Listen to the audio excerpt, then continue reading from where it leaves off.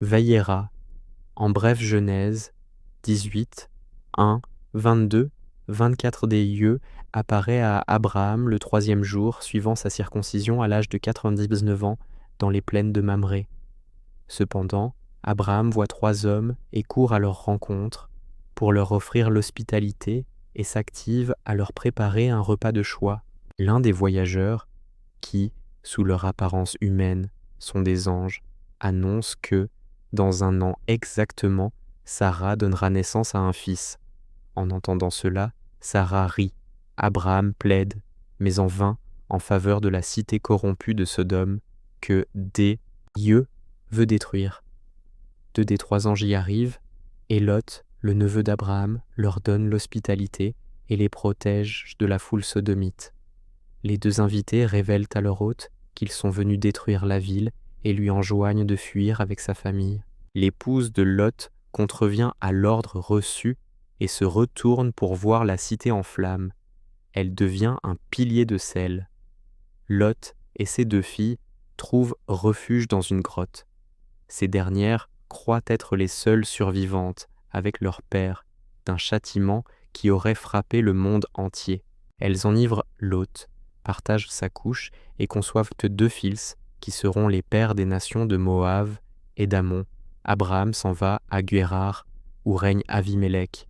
Ce dernier fait enlever Sarah, qui avait été présentée comme la sœur d'Abraham, pour l'amener dans son palais. À travers un rêve, Dieu avertit Avimelech qu'il mourra s'il ne rend pas Sarah à son époux.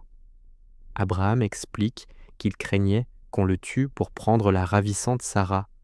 Dieu se souvient de la promesse faite à Sarah et lui donne un fils qui est appelé Isaac, Yitzhak, qui signifie rira. Isaac est circoncis à l'âge de 8 jours. À la naissance de leur fils, Abraham a 100 ans et Sarah 90 ans.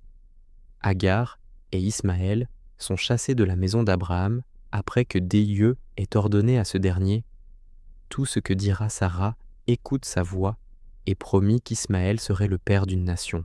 Agar et Ismaël se perdent dans le désert. Dieu entend les cris de l'enfant assoiffé et lui sauve la vie en montrant un puits à sa mère.